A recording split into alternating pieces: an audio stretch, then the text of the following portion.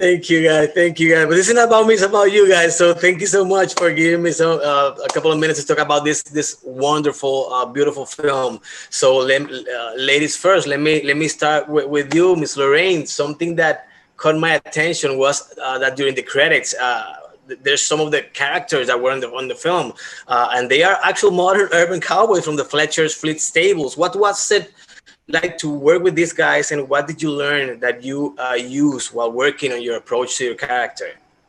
Um, I didn't know about the Fletcher Street Studio stables until I started shooting this film, and to find that Ricky wrote this film for this community and included this community in every aspect of the film, behind the camera and in front of the camera, so that everywhere we looked every single day, we would be on set with members, actual members of this urban Mm-hmm. cowboy community. So they taught us how to walk, they taught us how to ride, they taught us how to be, how to interact, how to joke with each other. They were, and they're great storytellers. I mean, part of the cowboy community is they're storytellers. You sit around the campfire and you tell stories. So there was a lot of storytelling on the set. And as an actor, it's a blessing to be able to to have that kind of immersion, uh,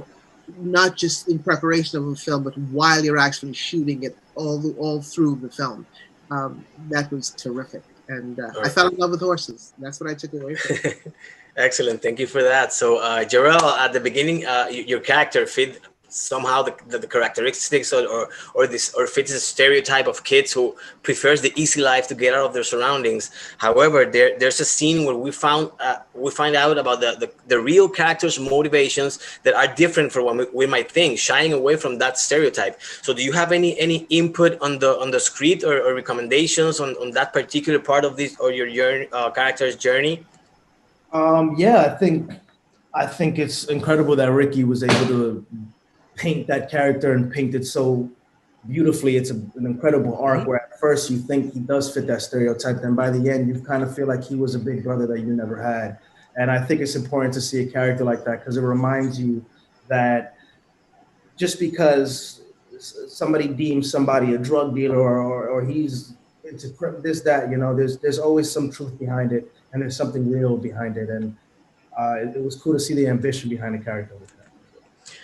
Thank you. So, Cliff, your character represents the law, but at the same time, it was raised in the same community he's working on now. So, how difficult was to work with this contrast or dichotomy while creating your character? Well, for me, it was easy because, like Lorraine and Jarrell touched on, the people had such great stories. It was easy for us to adapt, so to speak. But for Lee, I know that it had to be very hard because he had to walk that thin line between the blue line and the community line. And through it all, at the end of the day, he became sort of like a lifeline for this community as a bridge between law enforcement and them. The best, I think, in my opinion, the best community policing has to be done by officers who come from that community because only they know how to represent it and how to approach certain things that happen in those communities. Well, guys, my time's up. Thank you so much for giving me a couple of minutes to talk about this beautiful film. So again, stay safe whatever you are, and you're more than welcome to Puerto Rico.